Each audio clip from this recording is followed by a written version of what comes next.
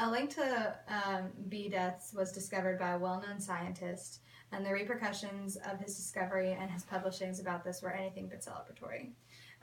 The scientist has been working for the USDA for about 11 years, and after making this discovery, he finally filed an official report against the USDA for he reported a whistleblower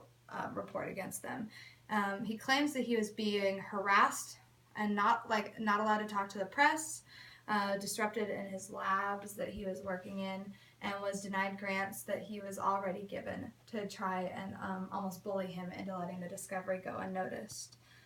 The question asked in this case was, should the scientist have blown the whistle on the USDA, or should he have accepted the word of his supervisors? Also, should the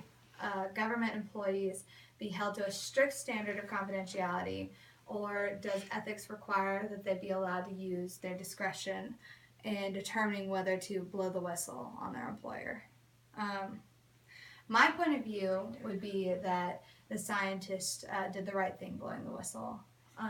because although there may be times that it would be best to just kind of let something go unnoticed and listen to your elders, I do not think that this was the case for the situation. This was a big discovery for our environment, and without bees, it would be almost impossible to pollinate the amount of crops we would need to feed the country, or any kind of exporting that we do with our goods and whatnot. So the fact that this scientist discovered something that should be helping the country should be a great thing, rather than getting this much backlash. Ethically, if this act will help more people than it hurts, there should be no reason not to be able to broadcast it or report it or let others know what is going on in the world. Researchers are supposed to report their findings, and just because he found out why does not mean that he's necessarily going after or attacking or placing blame on the USDA or the government for doing these things.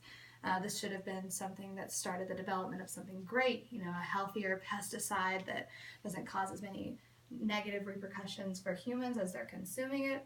or the bees as they are processing it and whatnot.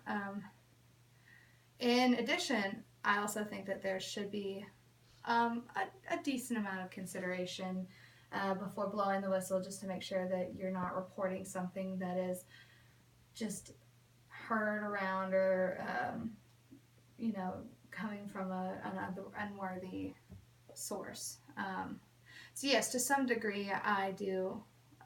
agree with them that discretion should be used when deciding to blow the whistle or not.